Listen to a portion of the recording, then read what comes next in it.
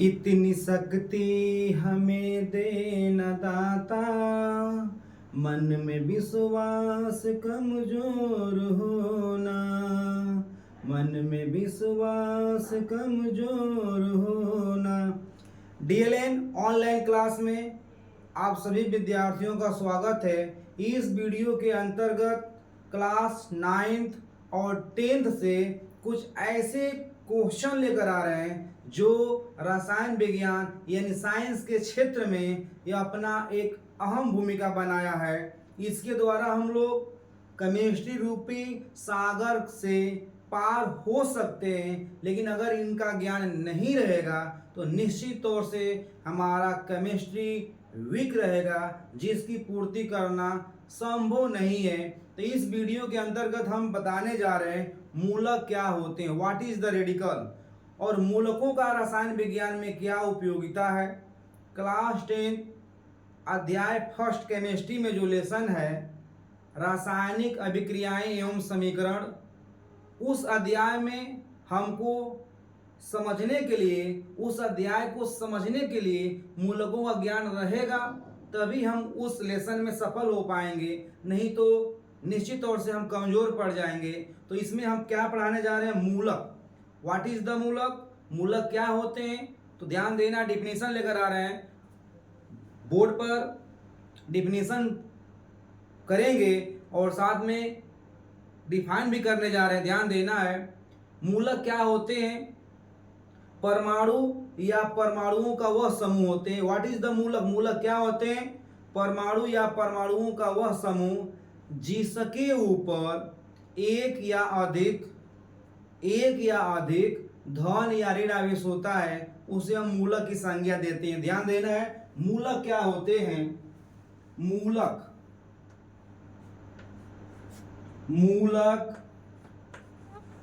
जिसे हम बोलते हैं रेडिकल बोलते हैं। क्या बोलते हैं, रेडिकल।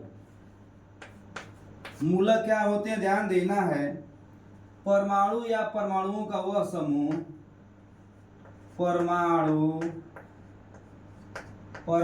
या परमाणुओं का वह समूह, परमाणुओं का वह समूह, परमाणुओं का वह समूह, वह समूह जिसके ऊपर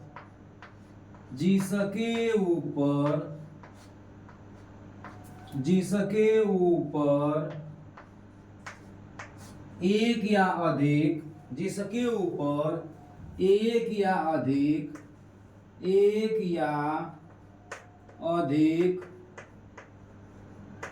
या अधिक धन या ऋण,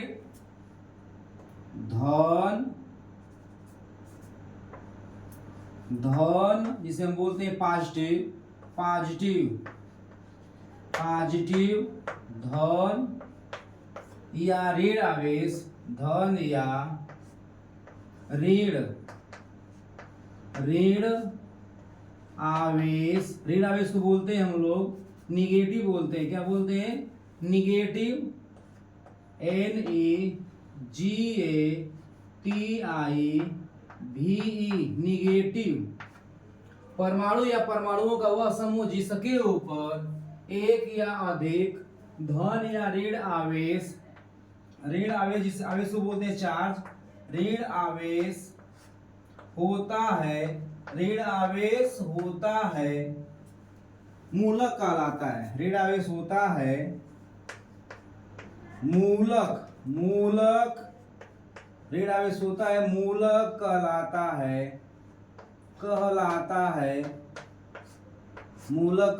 है। तो ये मूलक का डेफिनेशन रहा।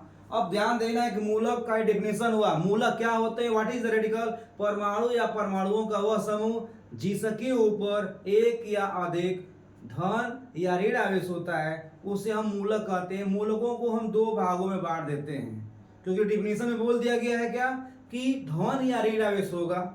परमाणु या परमाणुओं के समूह के ऊपर क्या होगा भैया, धन या ऋण आवेश होगा, तो उसे मूलक कह देंगे। अब मूलकों का विभाजन करेंगे, हम मूलक को दो भागों में डिवाइड करेंगे। तो चलते हैं, ध्यान देना है। मूलकों का विभाजन, मूलकों का विभाजन, मूलकों का विभाजन, जिसे हम बोलते हैं क्या, क्लासिफिकेशन ऑफ रेडिकल। क्या बोलेंगे भैया, क्लासिफिकेशन, क्लासिफिकेशन ऑफ रेडिकल्स। तो यहाँ पर मूलकों को हम दो भागों में बांटेंगे, मूलकों को हम दो भागों में बांटेंगे, ध्यान देना है। मूलकों को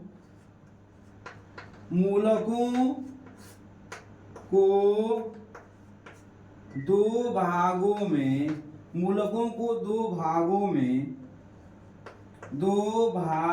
में विभाजित किया जाता है, दो भागों में विभाजित किया जाता है। केमिस्ट्री में यौगिकों का सूत्र जानने के लिए मूलकों का ज्ञान होना बहुत जरूरी है, ध्यान देना है। दो भागों में विभाजित किया जाता है। जो पहला भाग होगा वो क्या होगा, ध्यान देना है, नंबर ऑफ फर्स्ट। जो नंबर ऑफ फर्स्ट कैटेगरी है उसे हम बोलते हैं अम्लीय मूलक। अम्लीय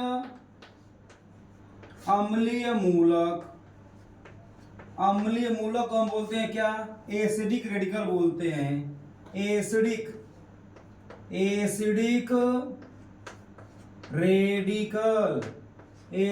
रेडिकल्स बोलते हैं, ध्यान देना भैया, क्योंकि ज्ञान होना बहुत जरूरी है। इसे हम दो भागों में बांटेंगे, अम्लीय मूलक जिसे हम बोलते हैं, एसिडिक रेडिकल बोलते हैं। तो एसिडिक रेडिकल क्या होते हैं, तो परमाणु या परमाणुओं का वह समूह जिसके ऊपर एक या अधिक ऋण आवेश होता है उसे हम अम्लीय मूलक कहते हैं। तो डिफाइन लेकर चलते हैं, डिफिनेशन लेकर चलते हैं, ध्यान देना है। अम्लीय मूलक परमाणु या परमाणुओं का वह समूह, परमाणु या परमाणुओं का वह समूह, परमाणु या परमाणुओं का वह समूह, ध्यान देना है, परमाणु या परमाणुओं का वह समूह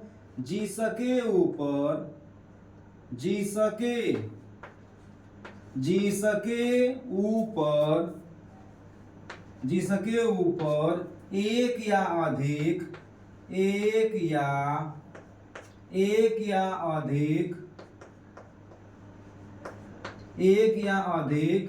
ऋण आवेश होता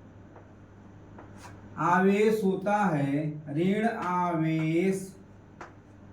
ऋण आवेश होता है, ऋण आवेश होता है, अम्लीय मूलक कहलाता है। होता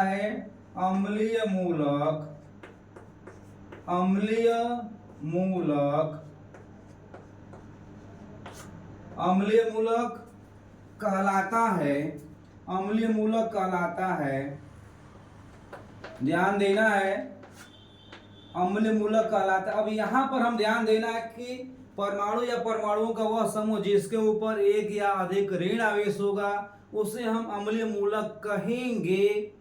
अब यहाँ पर अम्लीय मूलकों का हम एग्जाम्पल लेकर आ रहे हैं, ध्यान देना है। एग्जाम्पल में हम पहले ऐसे मूलकों को शामिल करेंगे जिसके ऊपर इकाई ऋण आवेश होगा। इकाई ऋण का आवेश का मतलब परमाणु के ऊपर जो होगा एक ऋण आवेश होगा, उसे हम बोलते हैं इकाई ऋण आवेश होगा। दूसरे कैटेगरी में हम रखेंगे ऐसे मूलकों को जिसके ऊपर दो ऋण आवेश होगा, और तीसरे कैटेगरी में हम ऐसे मूलक को रखेंगे जिसपे तीन ऋण आवेश होगा। तो हम चलते हैं, यहाँ पर ध्यान देना है, एग्जाम्पल लेकर आ रहे हैं। एग्जाम्पल के तौर पे मूलकों का एग्जाम्पल लेकर आ रहे हैं, उदाहरण लेकर आ रहे हैं। यहाँ पर जो पहला लिस्ट होगा उनके ऊपर इकाई ऋण आवेश होगा। तो देखना है ध्यान से किन अम्लीय मूलकों के ऊपर जो होता है इकाई ऋण आवेश होता है, ध्यान देना है। यहाँ पर लेते हैं, ध्यान देना है, S⁻², यस के पावर -2। इस पे कितना ध्यान देना है सारे, हमको ऐसे मूलकों को लेना है जिसके ऊपर इकाई ऋणावेश होता है, ध्यान देना है।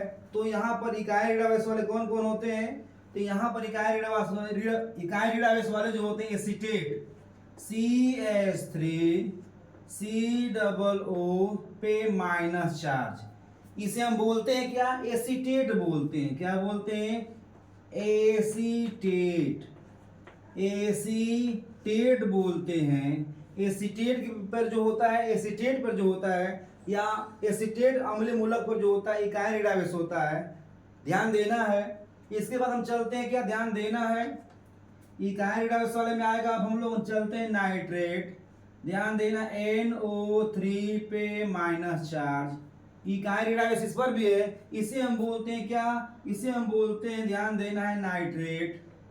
नाइट्रेट नाइट्रेट बोलते हैं, ध्यान देना है, नाइट्रेट है ये, और ये एसीटेट है। और हम चलते हैं नंबर 3 में चलते हैं, ध्यान देना है। नंबर 3 में हम चलते हैं इकाई ऋणावेश में चलते हैं, इकाई ऋणावेश वाले अम्लीय मूलक में चलते हैं। तो NO2 पे माइनस चार्ज, इसे हम बोलते हैं क्या भैया, नाइट्राइट बोलते हैं। क्या नाम, ध्यान देना है, नाइट्राइट। नाइट्राइट ये अम्लीय मूलक तीसरा हुआ इकाई ऋणावेश वाला। अगले में चलते हैं क्रम में, ध्यान देना है, Cl के पावर माइनस, इसे हम बोलते हैं क्लोराइड। क्या बोलेंगे, क्लोराइड। इसी क्रम में चलते हैं तो आएगा, ध्यान देना है, फ्लोराइड, F के पावर माइनस चार्ज, इसे हम बोलते हैं क्या, फ्लोराइड। फ्लोराइड। अगले क्रम में चलते हैं तो होगा Br के पावर माइनस, इसे हम बोलते हैं ब्रोमाइड। अगले क्रम में चलते हैं, ध्यान देना है, ब्रोमाइड के बाद चलते हैं, ध्यान देना है, I के पावर माइनस चार्ज, इसे हम बोलते हैं क्या, आयोडाइड। क्या बोलते हैं, आयोडाइड।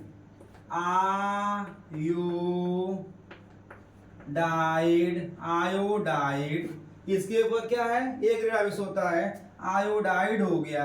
अब ध्यान देना है, यहाँ पर जितने भी अम्लीय मूलक आए हैं उन सभी अम्लीय मूलकों के ऊपर जो होता है इकाई ऋणावेश होता है। तो यहाँ पर कितने अम्लीय मूलक हुए हैं जिनके ऊपर इकाई ऋणावेश होता है, acetate, nitrate, nitrite, chloride, fluoride, bromide और आयोडाइड। ये ऐसे अम्लीय मूलक हैं जिनके ऊपर जो होता है इकाई ऋणावेश होता है, ध्यान देना है। अब हम ऐसे अम्लीय मूलक को लेंगे जिनके ऊपर जो होता है दो ऋण आवेश होता है या दो इकाई ऋण आवेश होता है। तो चलते हैं, ध्यान देना है, हम ऐसे मूलकों को लेकर आ रहे हैं जिनके ऊपर जो है दो ऋण आवेश होगा, उन्हें हम क्या बोलते हैं, ध्यान देना है, उसे हम बोलेंगे द्विसंयोजी ऋणायन बोलेंगे।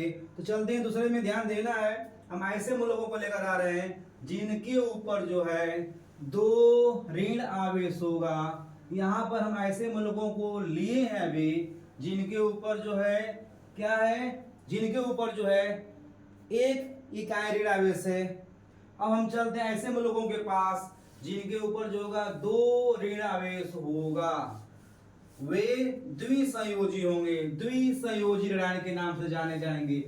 तो ध्यान देना है और निश्चित तौर से आपको सफल होना है, अच्छा मार्क्स लाना है एग्जाम में, ज्ञान रखना है अच्छा, तो निश्चित तौर से आपको यह तैयार करना पड़ेगा, तभी केमिस्ट्री में आप बिल्कुल क्लीन होंगे।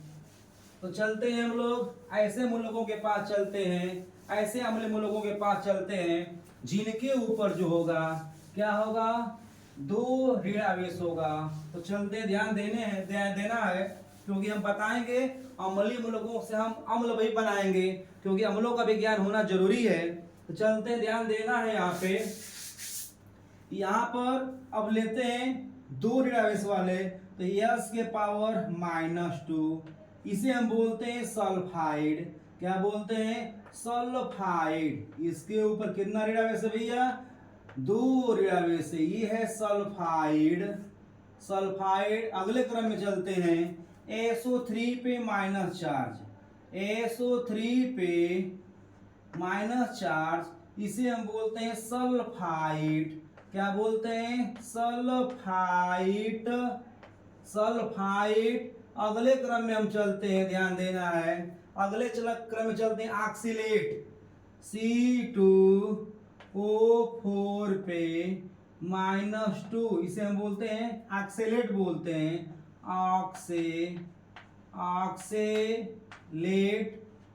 ऑक्सीलेट बोलते हैं या ऑक्सीलेट भी कहते हैं इसको। ऑक्सीलेट हो गया, ध्यान देना है। अब चलते हैं, ध्यान देना है। ऑक्सीलेट हो गया। अब चलते हैं हम लोग अगले क्रम में चलते हैं। SO4 के पावर -2, इसे हम बोलते हैं सल्फेट। क्या बोलते हैं? सल्फेट। सल्फेट के नाम से हम जानते हैं। अगले क्रम में चलते हैं, ध्यान देना है।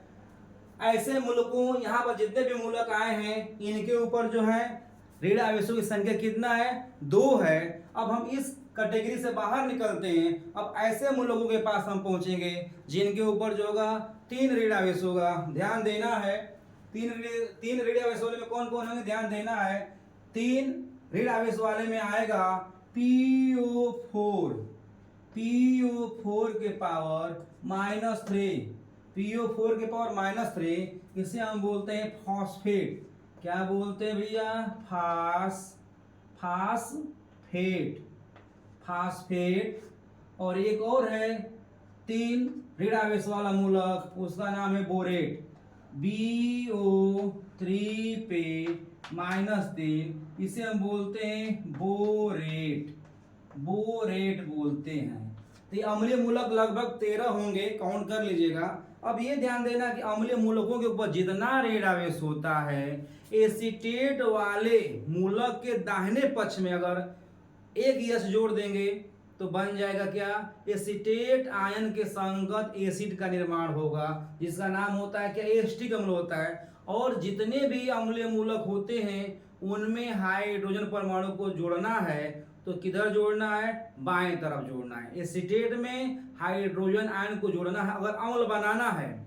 यदि हम लोग को अम्लीय मूलकों से अम्ल बनाना है तो अम्लीय मूलकों के ऊपर जितना ऋण आवेश होता है उतना हाइड्रोजन परमाणु जोड़ना पड़ेगा। लेकिन ध्यान रखना है कि एसीटेट से अगर हमको अम्ल बनाना है तो हाइड्रोजन परमाणु को हमेशा दाहिने तरफ जोड़ेंगे, जबकि अन्य अम्लीय मूलकों के पास हाइड्रोजन को बाएं तरफ जोड़ेंगे। तो ध्यान देना है। तो हम 13 अम्लों का यहाँ पर ज्ञान देंगे, ध्यान देना है। अम्लीय मूलक का ज्ञान हो गया। अब अम्लीय मूलकों से हमको अम्ल बनाना है। अम्लीय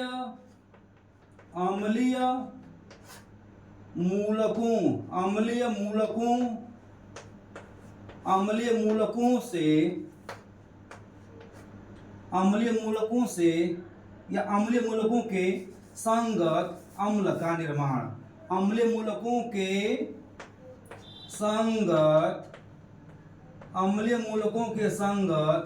अम्ल का निर्माण।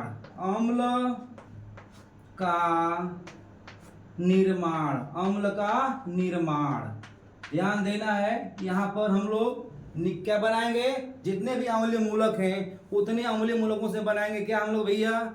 अम्ल का निर्माण करने जा रहे हैं। तो ध्यान देना है। इसमें हम लोग 13 अम्लों का ज्ञान आपको देने जा रहे हैं, ध्यान देना है।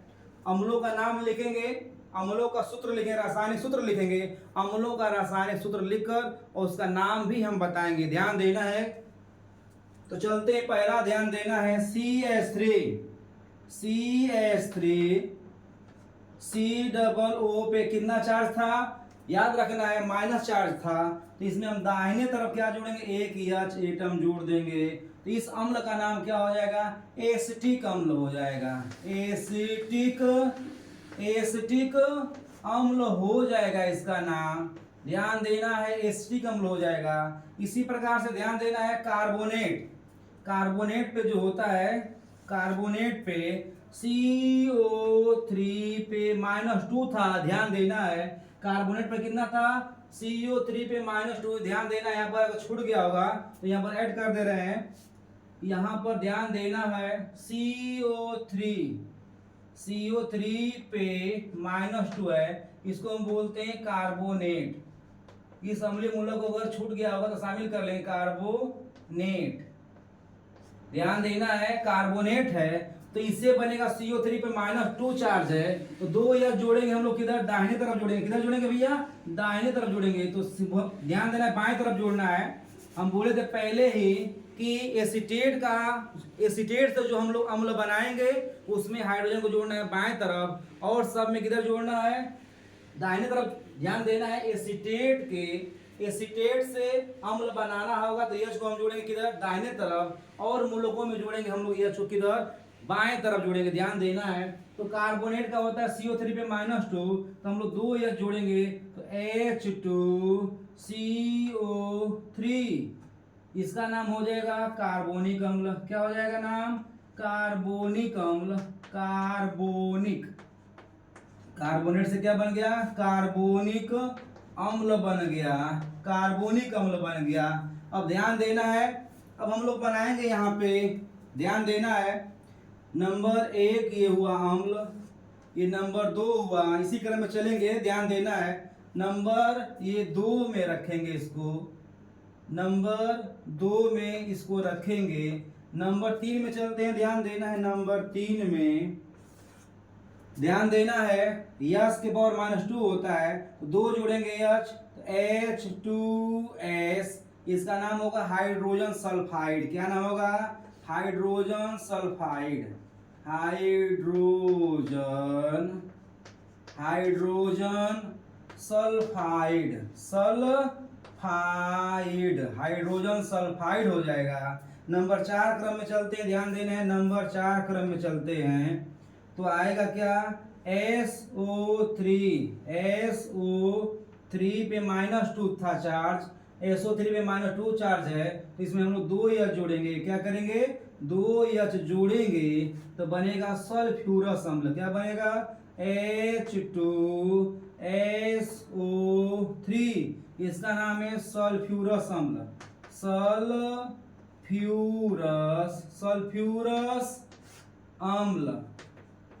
सल्फ्यूरस अम्ल हुआ। ध्यान देना, इसी क्रम में नंबर 5 में चलते हैं। नंबर 5 में लेते हैं, F में माइनस चार्ज होता है, एक H जोड़ेंगे HF, इसका नाम जो होगा हाइड्रोफ्लोरिक अम्ल। इसका नाम होगा हाइड्रोफ्लोरिक अम्ल होगा। हाइड्रोफ्लोरिक अम्ल होगा। इसी क्रम में हम लोग चलते हैं। ध्यान देना है, नंबर 5-6 क्रम में चलते हैं तो नंबर 6 क्रम में आएगा Cl पे माइनस चार्ज होता है, एक H जोड़ेंगे तो HCl, इसका नाम है हाइड्रोक्लोरिक अम्ल। क्या नाम है? हाइड्रोक्लोरिक अम्ल, इसका नाम हो जाएगा। इसी क्रम में चलते हैं। ध्यान देना है, 6 हुआ एसिड। नंबर 7 में चलते हैं। हमको ध्यान देना है, Br पे माइनस चार्ज होता है तो हम लोग एक H जोड़ेंगे तो HBr, इसका नाम होगा हाइड्रोब्रोमिक अम्ल। हाइड्रोब्रोमिक अम्ल हो जाएगा। ध्यान देना है, अगले क्रम में हम चलते हैं। 8 नंबर में चलते हैं। यहाँ पर लेंगे हम, ध्यान देना है क्या, यहाँ पर लेते हैं HI पे होता है माइनस चार्ज तो यहाँ पर लेंगे हम लोग HI, इसका नाम होगा हाइड्रो आयोडिक अम्ल।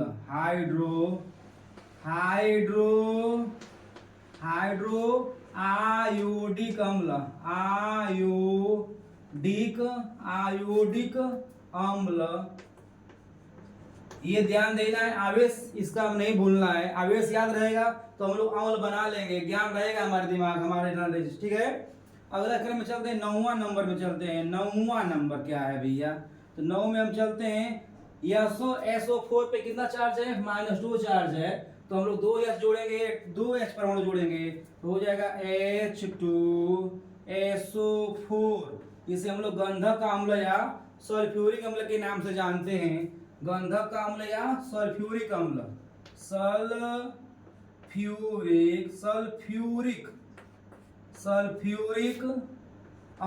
सल्फ्यूरिक अम्ल के नाम से जानते हैं इसको। अगले क्रम में हम चलते हैं, ध्यान देना है। अगले क्रम में चलते हैं, नंबर 10 में चलते हैं, ध्यान देना है। C2O4 पे -2 चार्ज है, 2 H जोड़ेंगे तो बनेगा क्या? ध्यान देना, H2C2O4। इसका नाम है ऑक्जेलिक अम्ल। क्या नाम है? ऑक्जेलिक अम्ल, ऑक्सेलिक या ऑक्जेलिक अम्ल भी कहते हैं, ऑक्सेलिक अम्ल। ध्यान देना है। ये हुआ नंबर कितना हुआ? 10 हुआ। नंबर 11 में हम लेते हैं, NO2 पे माइनस चार्ज था, एक H जोड़ेंगे तो बनेगा नाइट्रस अम्ल। तो HNO2, इससे बनेगा क्या? नाइट्रस अम्ल बनेगा, नाइट्रस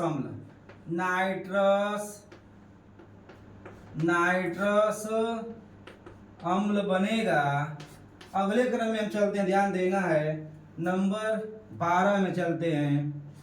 NO3 पे माइनस चार्ज होता है, एक H जोड़ेंगे तो HNO3, इसे हम बोलते हैं नाइट्रिक अम्ल। क्या बोलते हैं? नाइट्रिक अम्ल बोलेंगे।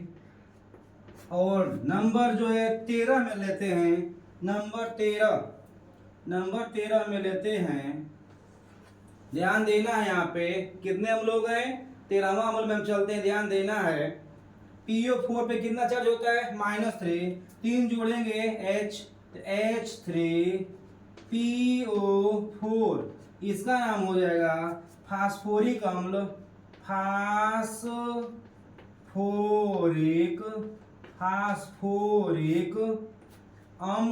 फास्फोरिक अम्ल इसका नाम होगा। और नंबर लास्ट चलते हैं, नंबर 14 में चलते हैं।